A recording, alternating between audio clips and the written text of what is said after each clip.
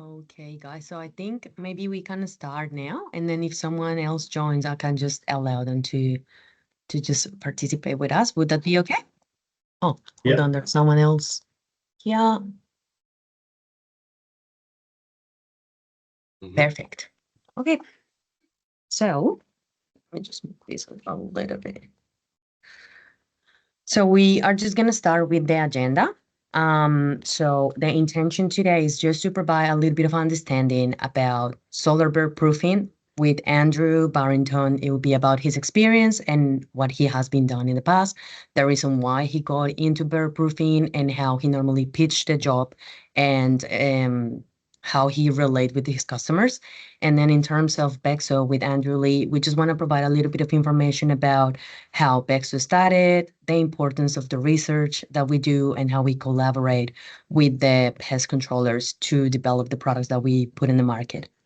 At the end of the webinar, the intention is to have a Q&A session. So if anyone has any questions that want to ask to any of the Andrews, then you can just use the chat or maybe just raise your hand and then you can let us know what the question is and then we can try to go from there. If there's too many questions and then we have to finish the webinar, then we'll be more than happy to follow up on those questions and get back to you later on in the email with the video of the webinar as well. Give me just 1 second. Someone else is joining I us. think. Yeah. I think, Joined. yeah. All good. Yeah.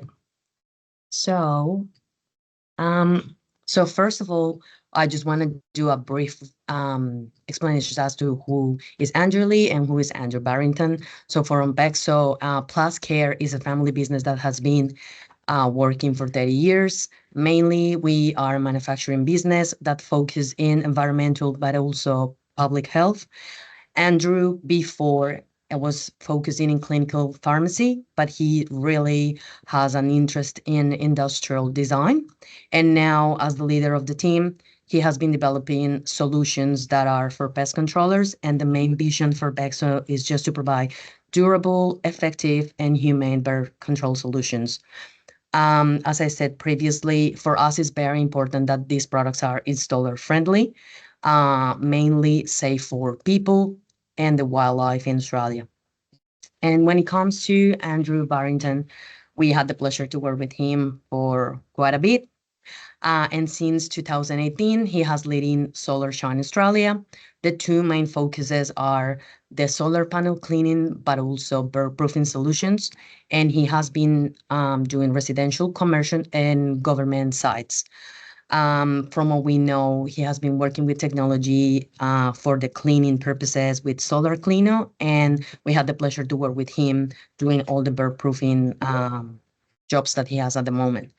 What's the intention here? He would like to explore with you a little bit more of the solar efficiency that he can get from these jobs, how he extend the system efficiency, and also how he eliminates the bird-related issues when he does the two combined processes. Why is this important? Because he is always after not damaging the solar panels and also avoiding any issues when it comes to warranties. So after explaining a little bit the speakers, I'm just gonna start with the first slide, and it will be Andrew Lee who will be running through the solar industry insights. So this is quite briefly just to share with you guys the opportunity that we've seen in the market. Many of you who already do solar bird proofing probably can attest to this, that we're seeing in Australia at least, we have probably the largest uptake of rooftop solar globally. That's largely to do with the fact that, we've got such a wide, the resource for sun energy, as well as everybody in Australia loving home ownership as well. And so we have more and more people growing in terms of installing or taking on solar on their rooftop to offset, I guess, the rising cost of electricity, but also to take up the continual rebates that the government's rolling out. And right now, there's also, again, another push for batteries. And so we see more and more people taking up rooftop solar. And so the opportunity then for us is that there is going to be more rooftops that require both maintenance cleaning as well as protection. At the moment, we're already seeing 4 million installations across the country, and we've seen that is really going to mean that solar rooftop is going to exceed most of all the other energy resources combined. So the opportunity is there, and that's why that this is what we wanted to present to you guys today, to make you aware that there is a continual growth in solar rooftop. Next slide. Mhm. So, All right, Andrew, I'll did you take want to over talk through here, this mate, one? and you can rest that voice of yours. Hello to everyone. Thanks for coming today, taking the time out of your day. There's a few people here I know, a few that I don't. So I'm Andrew. Always happy for a chat if you ever want to reach out. Just want to explain a bit why I'm doing this. I'm out there every day, and my teams are out there every day, and we're seeing some really bad jobs out there being done with some really bad product. We're seeing screws in panels. We're seeing, damaged panels, voided warranties. We're seeing, product that rusts, and it's not good. We are constantly getting called by people asking us to come and remove the dodgy stuff and put on the proper stuff, the new stuff, and then unfortunately they have to pay twice, and it makes us all look bad. The more people that are talking about this from a quality standpoint, doing a proper job, the better it is for all of us. So that's sort of why I'm doing this, and I want to share my knowledge with other people that are either doing it themselves or looking to get into it. I know that some people here already have been doing bird proofing for a while. Hopefully there is something you can learn here, or it might just sort of refresh some things for you as well. But if you're looking at getting into it, or you're just starting to get into it, I'm sure you'll find some gems throughout this presentation. So we'll start at the beginning. Why do we need to bird proof solar? There's a myriad of reasons why. There's heaps of issues that can come. Just going through the slide here, we get the main things is you get pests underneath, so birds, possums, things like that, and then you also get leaf buildup as well. Myself, I do a lot of work for New South Wales government schools, and in just about every school there's massive gum trees, so under all the school solar panels there's buildup of leaves. So they're the sort of main things. What can that lead into? So there's health issues. You've got bird lice, birds carry disease. When bird droppings build up to a certain amount, it's considered toxic, so it can make you really sick, especially if it gets dry and it's windy and the poop turns to dust and you breathe that in. That can be really, really bad. The other health hazard is it's a fire risk. If you've got nesting materials or leaves, things like sticks or grass or other things that birds nest with, it's under an electrical system. Something could go wrong with the wiring. It could spark that combustible material.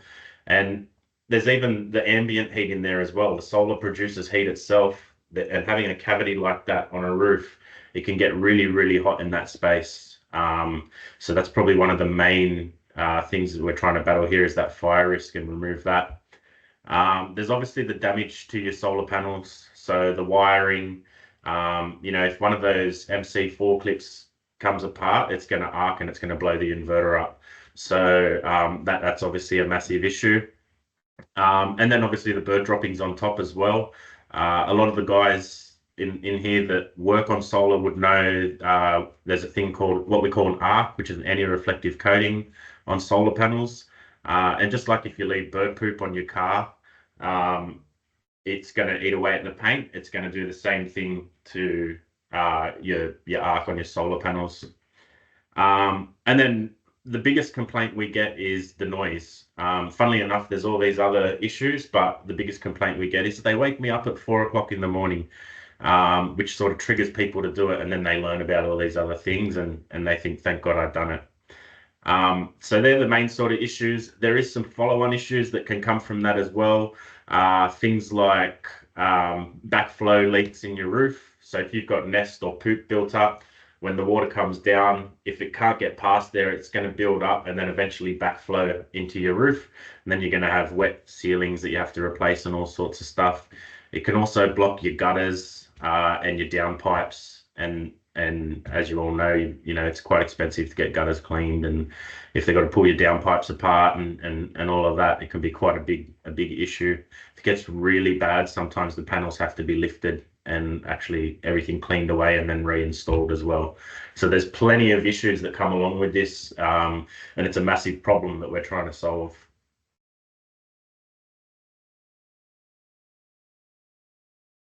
So how to pitch it?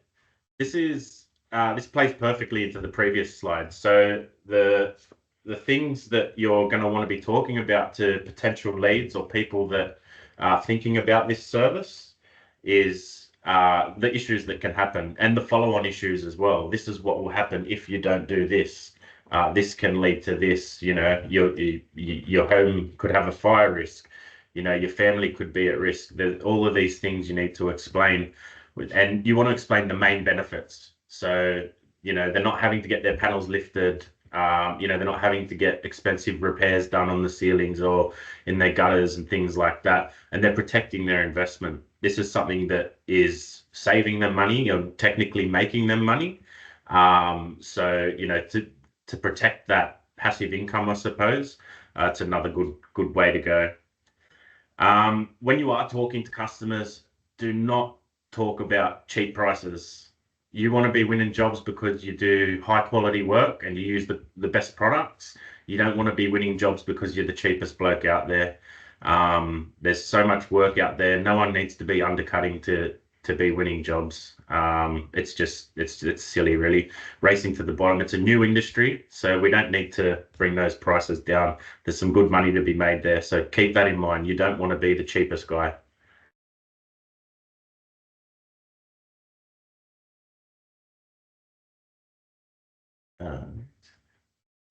All right, when it comes to installation, there's many different methods, and it's horses for courses. A lot of people have different ways of doing it. Some people like to work off the roll and just and reel it out. Other people like to cut a slit in the box and sort of use it as a dispenser.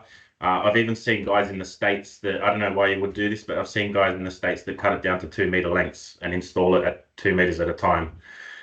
So really, it's something that you want to have a go at and sort of work out what works best for you and your team, and the way you do it. Obviously, Vexo Solar Guard's purpose built for this, so it is quite an easy install. You're basically running out your mesh and you're putting your clips on.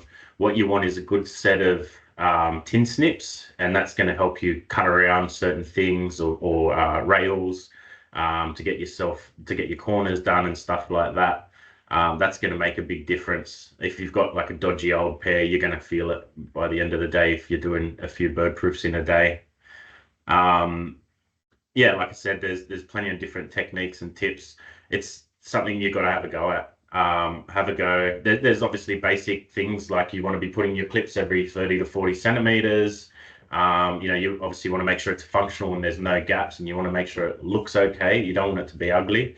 But yeah, it's really one of those things where once you get into it, you'll start to realize, all right, this is the best way for me to do that, or for your team to do it.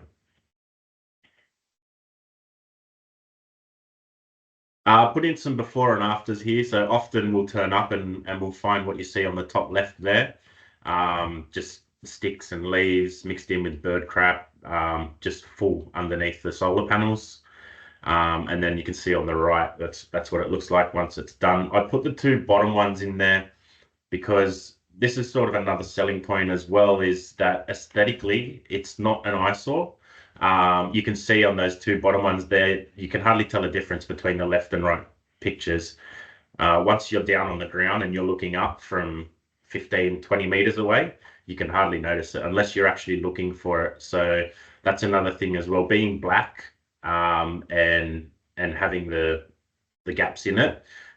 It's almost non-visible from the ground, so there's no real aesthetic downfall when it comes to solar guard on the panels.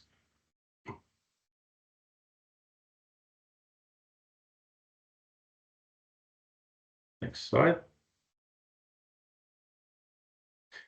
All right, safety.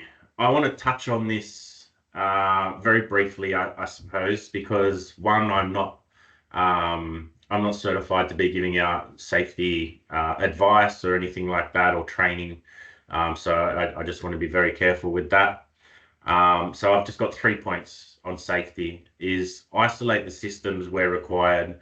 If you're trying to get nests out from underneath or something like that, and there's potential where you can dislodge those MC4 clips or the wires, then you want to be isolating the system. Like I said before, if one of them becomes dislodged or you unplug one of them under load, it's going to arc and it's going to blow the inverter up, and then you're up for a couple of $1,000s to replace an inverter. So isolate the system where you can. Now, when it comes to isolating the solar, most systems and pretty much every newer system will have a shutdown procedure either on the inverter, next to the inverter, or in the power box, around that sort of area. And generally speaking, it's you turn your AC off first and then you turn your DC off. To boot it back up, you do it in the opposite. So you turn your DC on first and then your AC. That's just a general rule of thumb.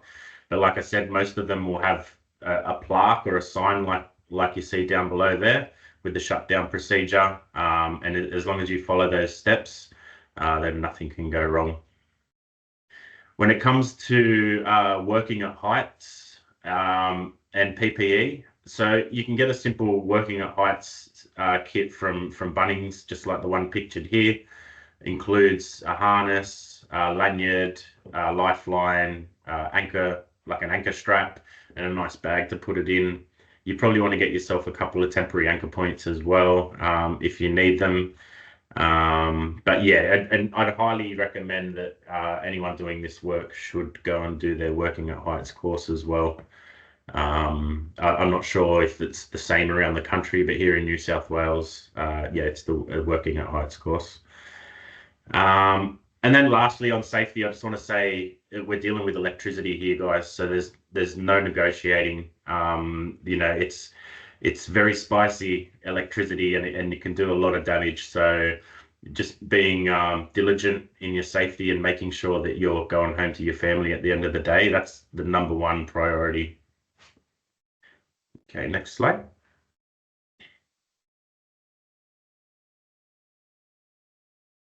I just wanted to show you guys some testimonials from my customers, and this is to sort of show you. So when I started Solar Shine, we were purely a solar cleaning company. We didn't move into bird proofing until we realized it was something that our customers really needed. When we did move into that, what we noticed was we got a lot more reviews, and the people were a lot more willing to sort of write a whole paragraph on the service and everything like that. And what we worked out was, you know, when we're cleaning solar, yes, it's a service that people want, but we're cleaning solar.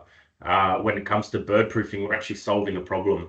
So these people are coming to us saying, this is my problem, I need it fixed, and we're fixing that problem. So when it comes to the point where we ask them to leave us a review, they're just over the moon because they can sleep in, you know, they don't have overflowing gutters, you know, we're solving a bunch of problems for them. So they're much more likely to leave a positive review. Yeah. Next slide. Okay, experience, research and development. So I wanted to touch on here just working with Vexo. So as Diana mentioned earlier, we've been working with Vexo since I think it's about 2020 or 2021. And when we started, I think it was the Gen 2 or Gen 3 clips that they were using.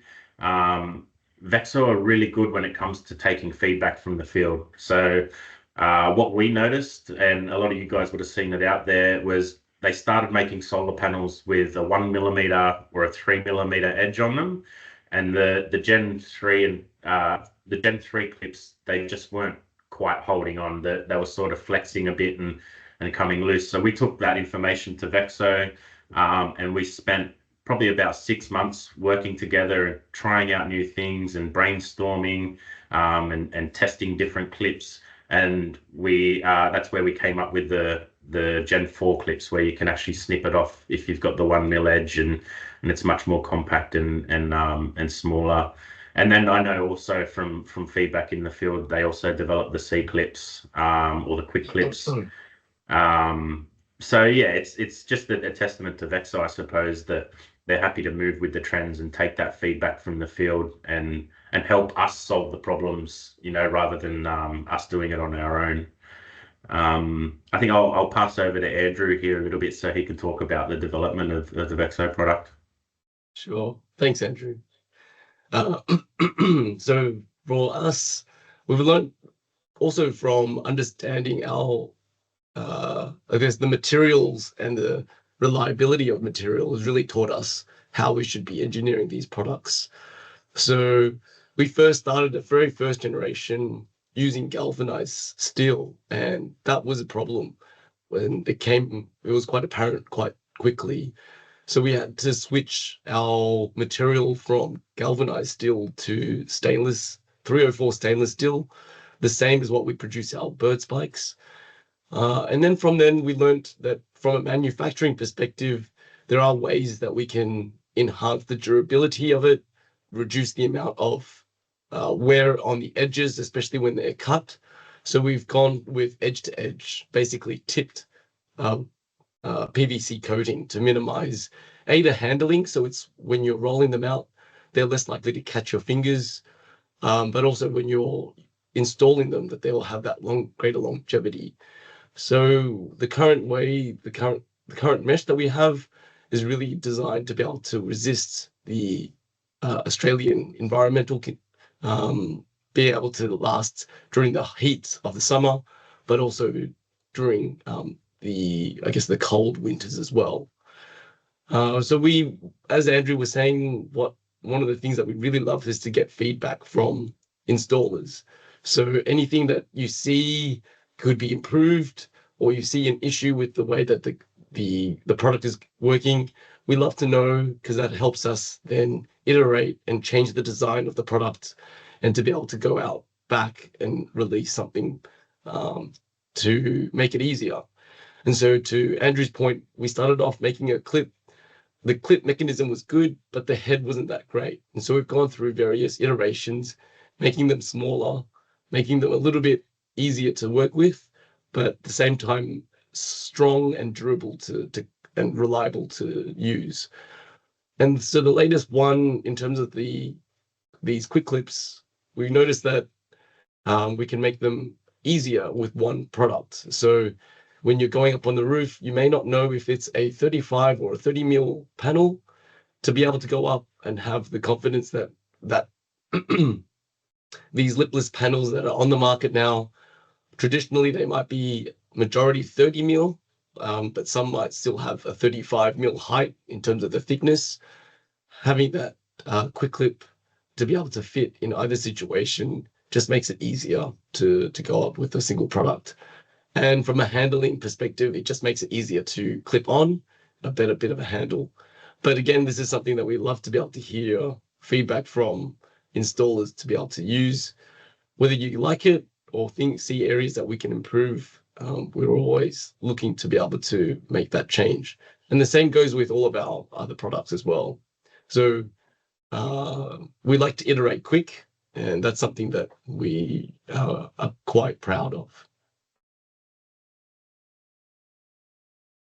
And one thing that we want to do is just give installers the peace of mind that the product does come with a 6-year replacement warranty on the product.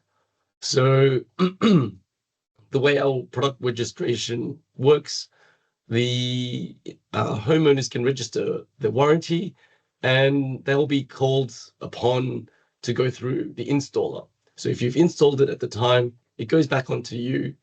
A replacement will be called. If it ever needs a replacement, then at least that job is gone back to the installer that fitted in at the time. And it's helping us to be able to build that connection with the installers, and making sure that the customers get that quality care, again, that the reliability of the product is assured by that warranty.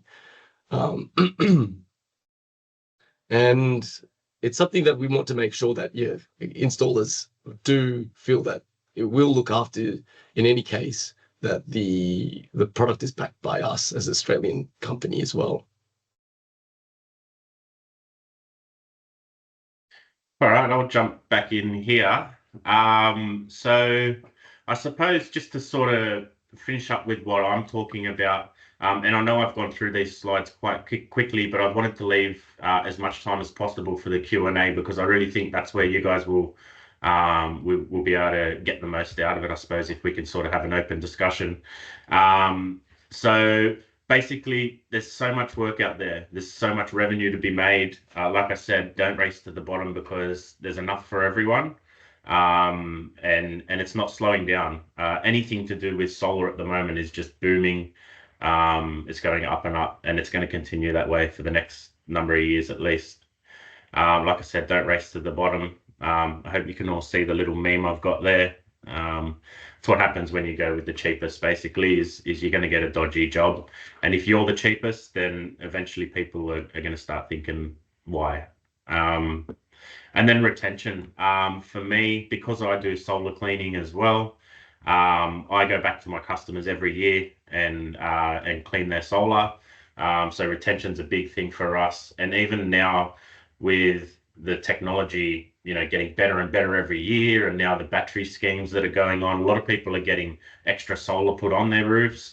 And we're getting calls back from customers that we bird-proofed their solar 3 or 4 years ago, saying, we've doubled the size of our system, or we've replaced our system. We want to get this one bird-proofed as well.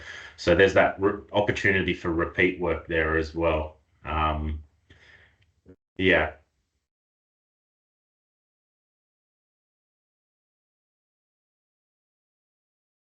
So I just wanted to make sure we covered this as well. This is, we've been quite appreciative that Globe's sort of helped make this presentation come to life as well. And we wanted to make sure that you're aware that these products are available through through Globe. So this covers, what you can see is the Solar Guard range, both from the kit itself as well as fasteners, because sometimes you might have cases where you might need more spares, or they might just come into needing replacement. Then these clips and fasteners are sold separately. In addition to the Solar Guard range is the spikes, and this sometimes can come in handy in terms of the projects that you do, be that with the gutter range, so you can see the GX range that they have.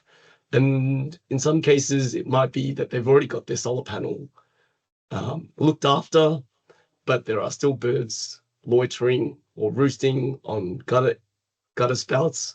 Then the ranges for the GX21 or the GX33 is useful there.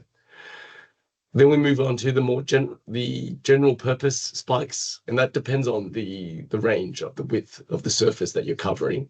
So it could be a a ledge on a architectural building or signage. And so we've got the 21, the 41, the 61 that will cover that. So if you go on to the next slide, and on top of that, we've got, I guess, a couple of other specialty range. One is the SW71. And for a period of time, we've seen some people being quite creative in using the SW71 on raised or pitched solar panels to stop birds roosting on the top. And the C-clip fasteners is a way that they can be secured on using the fasteners to fit the spikes onto the top ledge of the solar panels. And then in addition, we've recently introduced a K range. So the K6, K6XL is a range of ultra dense spikes. And this is really to be able to cater for a wider range of bird situations. When you're getting smaller miners and large birds or seagulls all in the one place, these ultra dense spikes are a range that could be considered. All in all, these products can be found through a property assessment guide that we've made available. And this can be found even on Globe's website as well as ours. So feel free to jump on, have a look on their website to see what's there.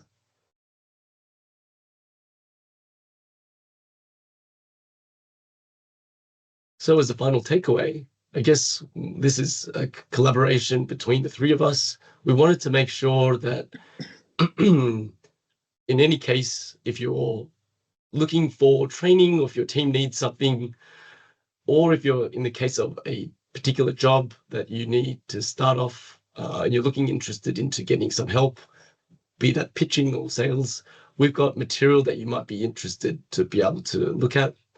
An important thing is that we want to be able to make you aware that we have a Become an Installer program. And that's something that we list your service or your business on our website. And people in the geographic area that they might put in their postcode will be able to find your service to be able to do bird proofing. I guess I can speak for Andrew. I think he's one of the experts, particularly in this field as a pioneer.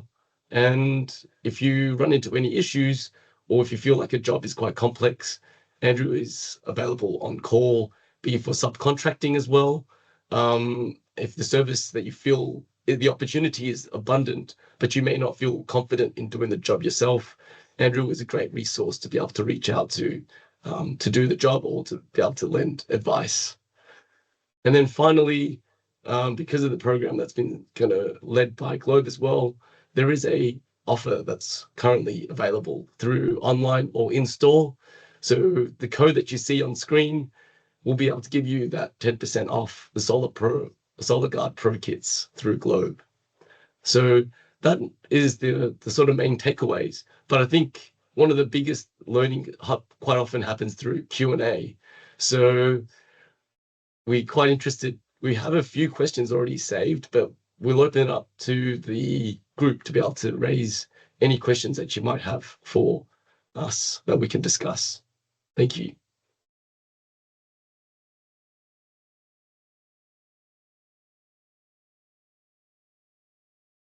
So Anyone like I got Hello said, there. yep. Hey. Yeah, I'm Joe, actually from Perth. We do Mhm. some solar panel installation already. Yeah.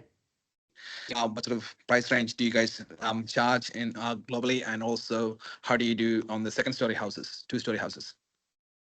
Yep. So to answer the first part of the question, when it comes to pricing, this one's a tough one because everyone's different, right? Every business runs differently. There's sole traders, there's companies.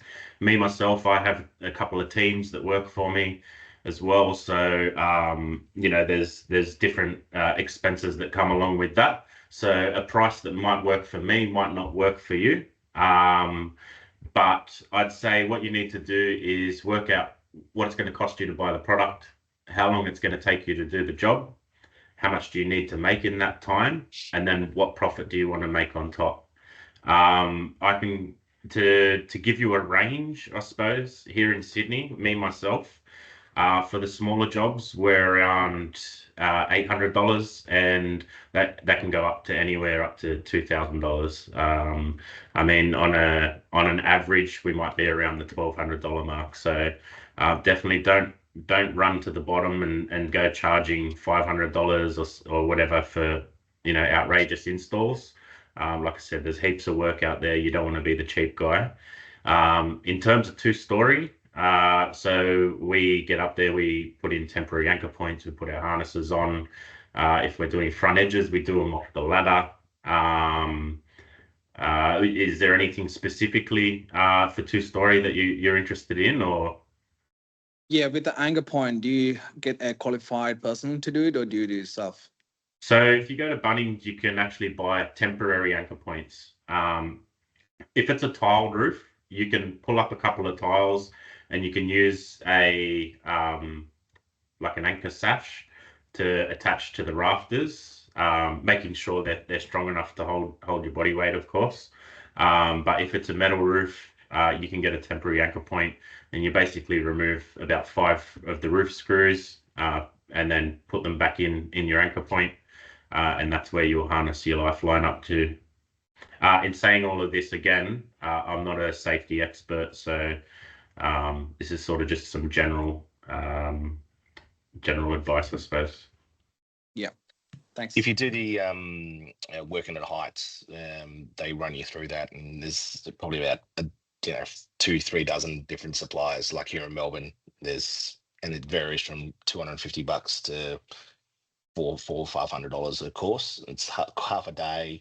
They'll show you how to use it. They'll show you all the different anchor points. Just makes it a bit easier. Definitely worth doing it. Yeah, exactly. Thanks for that, Just mate. from a confidence perspective, and you're up there at heights, you put it right. You got your life in the hands of something you bought from Bunnings or Total Tools or anything like that. At least you know how it's connected properly, and that you're not going to fall off, because as Andrew was saying, it's important to one thing to do the job. It's another thing to make sure you get home alive. Yeah. Absolutely. Yeah. Thanks for that input, mate. We had Hugh before, and then we can yeah, answer yeah. all of the live questions. I just got a few questions about the installation, and I just want to know, can we just stay on the solar panel, or we just sit on the solar panel to do the installation? Just like is how much weight can the solar panel support? No, so you should never ever walk on solar panels. And I mean the blatant reason is because you're going to damage them. They may not crack immediately, or you may not see something damaged immediately, but what it causes is micro cracks within the actual cells of the solar. So the very thin wafer. It's about as thin as a human hair. So although they are quite robust and strong, the cells inside are quite fragile. And if you create micro cracks, sort of stress fractures, eventually as the heat reacts to them over the years, they open up wider. They can lead to other things like hot spots and other stuff that can sort of void warranty and reduce production. Even in some cases, can create a hot spot which can burn through and create a fire hazard as well. So no, you should never ever walk on solar panels. Thank you. And the second question is, like in the picture I saw when you do the installation, the top of the mesh is just at the same level of the solar panel, and the bottom like kind of extend further. I just want to know, if we do installation, can we make the top is higher than the solar panel, and the bottom is just cover the gap, just No, I think I know what you mean. So it sort of sits straight. And again, the simple answer to that is no. If you've got the mesh sticking up over the height of the solar panel, if there's any leaves or any debris or anything that fall on the panels, it's going to get caught on there. But the second thing is, it's also going to create some shading on the solar panel. So although it's very, very thin wire, it's still going to create some sort of shading. And then shading leads to a difference in temperature, which leads to hotspots, again, which can lead to loss of production or fire risks. So you want that mesh to be either level with the edge of the frame or below it. You don't want it over the top. Sure. Thank you. And another one question is, if we find like pigeon nest under the solar panel, can we just directly destroy?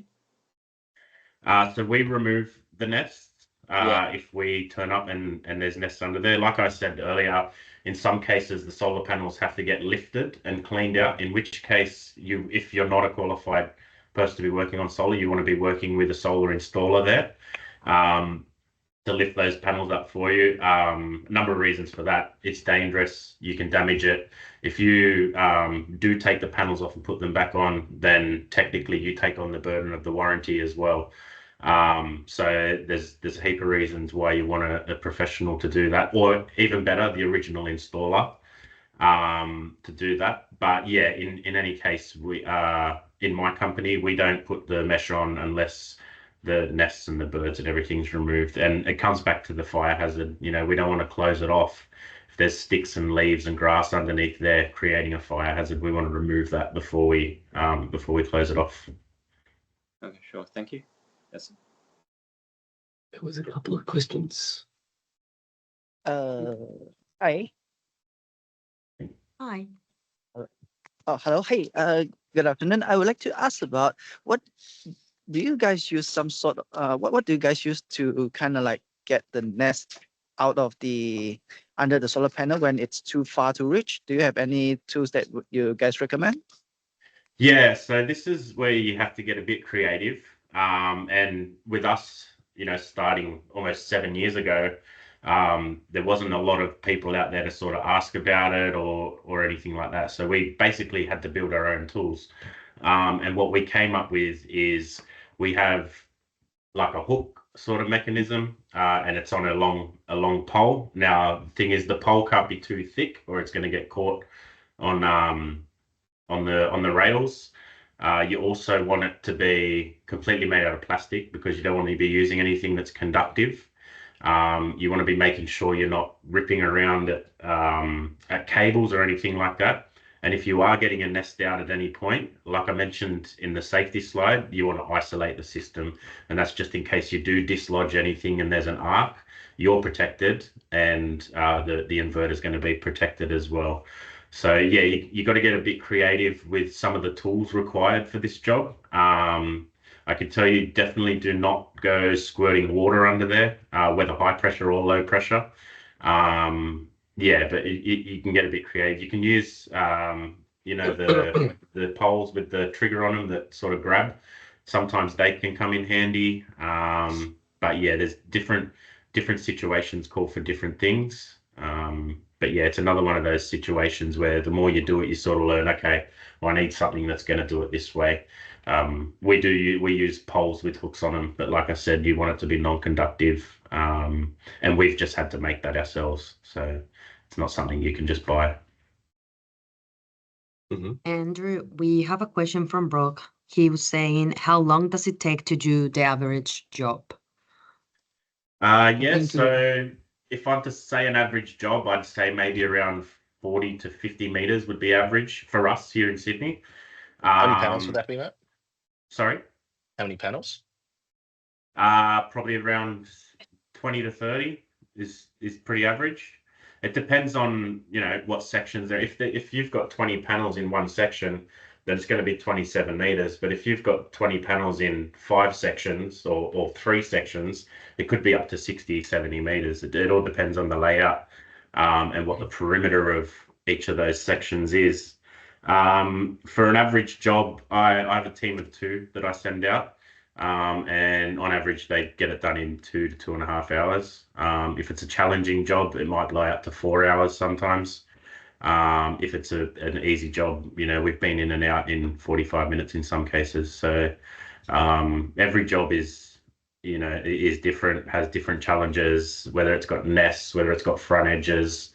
So you've sort of got to take it job by job. But yeah, I'd say generally speaking, with a team of 2 hours. That includes cleaning as well. Sorry, cleaning the solar panels too, which is probably about half an hour. Guys, we have another question from Thomas. He's asking, will there be preformed corners coming soon? That's an interesting one. I think the corners is always quite an area where we've seen quite creative ways to get around and navigating them. Not too sure if happy to hear, I guess, ideas on how we could make it simpler. The way that we've seen many installers get around corners is with cutting or without cutting. You can either fold the excess to be able to navigate the corners, whether it's inside or out, or you can cut a relief to be able to bring the corners in to still let it fan out like you see in the image, without making that difficult, without I guess having to cutting the whole piece of the mesh. If we use preformed corners, my initial thought is that would you be then having to just carrying additional material that you need to go up with. Whereas if you just go up with simply just the kit, it could be all done in the one go. So there's probably an option, but happy to look at ideas if you've got options and you want to reach out to us and share your thoughts and your experience. Is it something that you've used already where you've pre-cut corners and you go up there and you install it with that way that saves you time? The variable you've got with that is the fact that panels often set higher and lower depending on the roof profile. So if you're going to do pre-cut corners, you're going to end up with at least 3 to 4 different heights. It's quicker to cut them with a set of 10 snips. You Yeah, can- agree. Yeah, you can customize it. Agree, 100%. Good point. Thanks Do for we pointing have- out. Good question. Good Yeah. thinking. Like it makes us think. Good brainstorming. Mhm. Do we have Are any other the- question, Are guys? the C-clips going to be part of the pack, or is that just that optional purchase? We are looking to see. I feel like we can refine that further, and so for that reason, we wanted to see more feedback in terms of what else we could do to enhance the design before we fit it into the kits. And so there will be a point where we might transition where the fasteners that we currently have become the supplementary, and then the sort of the quick clips become the primary. But we'd love to get more feedback before we make that change right now. But yes, it should. That's sort of the long-term direction that we're thinking. Yep. Mark Wilson, you have raised your hand, so go for it. Yeah, just a quick question for Andrew. What's involved in cleaning? Just a bit of a dopey question, I guess. In cleaning? Hmm. Yeah, so we use a battery-operated rotary brush. So it's basically got two round heads on the end. It's on a telescopic pole, which is a water-fed pole. And we filter our water as well using deionization, which basically removes all the minerals and chemicals from the water, so you don't get any sort of residue left over. But that's about it, mate. There's a lot of things you've got to watch and be careful of, not to void warranties and not to damage the panels, and obviously to stay safe. But yeah, if I was to put it in the simplest terms possible, it's pure water and a water-fed brush. Yeah. Yes, there's no detergents used for that. No, there is options out there if there's lichen buildup or in the commercial space we see metal oxide or cement dust, that sort of stuff. There's options for that which is approved to be used on solar. Yep. But you can't just go and use any old chemicals because yeah. ultimately you've got that arc which I was talking about, the anti-reflective coating, which can be damaged, and then the seals are just silicon, right? So we don't want to be using any harsh chemicals or anything like that. You end up with water ingress and then major issues from there. And can you do most of them from the ground? We do them on the roof. You do them on the roof? Yeah. So we do residential and commercial. When it comes to commercial, we use a remote control robot, which has two brushes on it and basically does 1.2 meters at a time, and you drive that along. Okay. Yeah. That's cool. I just wondered how it was done because I saw somebody with equipment one day and it did look like filtration equipment and different things. So I guess there was a bit more to it than just a hose and a brush. Yeah. There's a few guys in this webinar actually that would talk to you for days about cleaning solar panels. Cleaning things. Okay, well, I'm not going to start that conversation. I just asked. Yeah. No worries.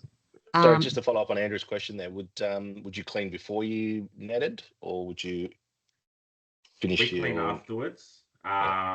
What we found is that when you're putting the mesh on, whether you're wearing gloves or not, you can mark it up, and it just doesn't look great, I suppose. And the second thing is, especially in the winter, we don't want to be wetting the roof if we're going to have to be working there. So we do the clean afterwards. Yep, fair enough. Good tip. Andrew, we have another question from Tony. He's saying, is there an option to not have the gloves in the kits? They are too small and become landfill. This makes me think of Apple's approach in terms of removing charging adapters and USB cables from their phones. And it could be something that we do. I think there's some point where we might need to make a call about that. And apologies if my hands are too small, probably. And I don't know if it was this first done, but we actually got extra large gloves, but maybe the large gloves are still too small. So I take your point about once there is a point where there's, a lot of people who are getting onto it, once they have gloves, they don't need a second pair. They can last. So it's a good point. Environmentally, we want to be conscious about that. So we might do the same thing as what Apple's done and remove the charging brick as we'll remove the gloves. But yeah, good feedback. Do we have any other questions? Yes, sorry, I have one more question. No worries. Some more customer will ask the question like that: if they install the mesh, and will still the pigeons come, or is the pigeon will just fly away to find another target panel? Yeah. So what we found is, in our experience, there's probably some guys in here that are working in the wider bird proofing sort of industry that would know as well. But what we find is they tend to hang around for a while, and once they realize they can't get in there and continue to nest there, they'll move to, most often than not, the next door neighbor's house. There's been so many cases where we're back in the same street 5 or 6 times in a couple of months. But yeah, once they realize they can't get in, they'll start to look for other options. But the second the mesh is installed doesn't mean the birds will disappear immediately. Sure, thank you. Yeah. But most importantly, they won't be able to nest underneath.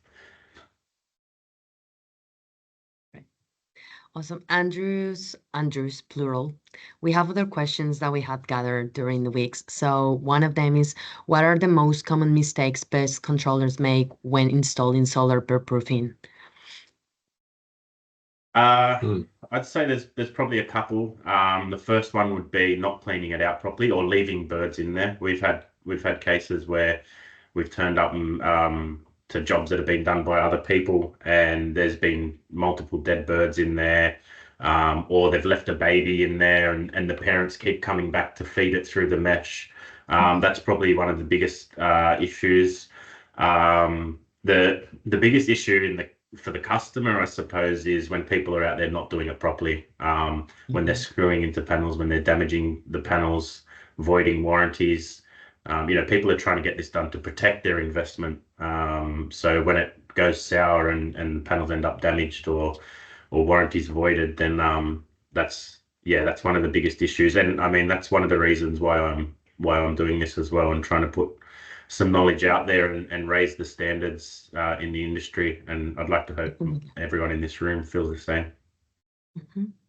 Another question is, do solar bird proofing systems need regular maintenance, and how often would you recommend to do that? Yes. So generally speaking, every 12 to 24 months, you should be cleaning your solar panels. And if not cleaning, getting them inspected, making sure they're safe, making sure they're efficient. It's an electrical system after all. It's not a set and forget thing. It's something you've got to look after if you want to get the most out of it, and if you want your family to be safe, etc. When it comes to the mesh, we've had cases where we've installed mesh as an alternate to leaf guard, I suppose, to stop leaves from building up underneath the panels. And when we go back there every year to clean the panels, then we obviously have to remove the leaves off the mesh, which is not a big job compared to removing them from under the panels. And that fire risk also isn't there throughout the year. So there might be some slight maintenance with the mesh if it's being used as leaf guard, not so much as bird proofing. But yeah, solar panels should be checked at least every 12 to 24 months. Perfect. Another question, Diana. Tony's just mentioned about the narrow gaps between arrays. Yeah, I was going to say that's that. a common. How do you this? That's a question that probably is back to Tony and Andrew and those who already do it. Well, how do you guys approach which is quite common to have a separation gap of maybe, we're looking at anywhere between 20 or a foot, 20 centimeters to a foot gap. How do you guys manage that? Yeah. So for something that's say about 30 centimeters or so, we would just put two pieces, and we basically lay them at the same time as we walk backwards. That way you're not walking back over it or anything like that. If it's a slightly smaller gap, say 20 centimeters or 15 centimeters, we use one piece and we put it in a U shape. So it clips onto both panels, but it's actually one piece. And then we run it that way. And if it's any smaller than that, our general rule of thumb in my business is if you can't fit a fist through, then it's highly likely that the birds won't get in. In saying that, we have had one case where there was miners and they were very stubborn, and they were actually squeezing through a small gap. In that case, we got the installer out, we loosened off the brackets, and we slid the panels down and closed the gap up. Tony, you might have different experiences. Yeah, mine are very similar to your experiences where I've done the same thing. You put a U shape between them, or you get the panels pushed together just to close up that gap. Sometimes I try and preempt that and actually have a chat with the client beforehand and say, hey, look, if we can do that now, it's going to save probably an hour's worth of work, and it's going to save, probably, 10 to 15, 20 meters of material as well. So, it's a cost saving thing there.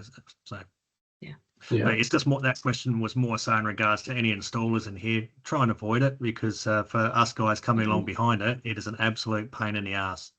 Yeah.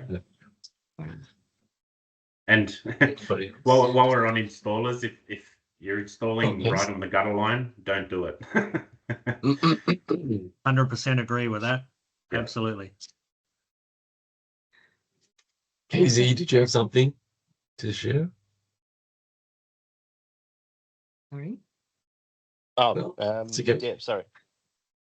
Just in regard, much the same with the we just get the owners to get in touch with the installers to close the gap, because we've come across a few of them, and it's just even you're on a second story tiled roof trying to balance in between even 20 centimeter gap walking backwards.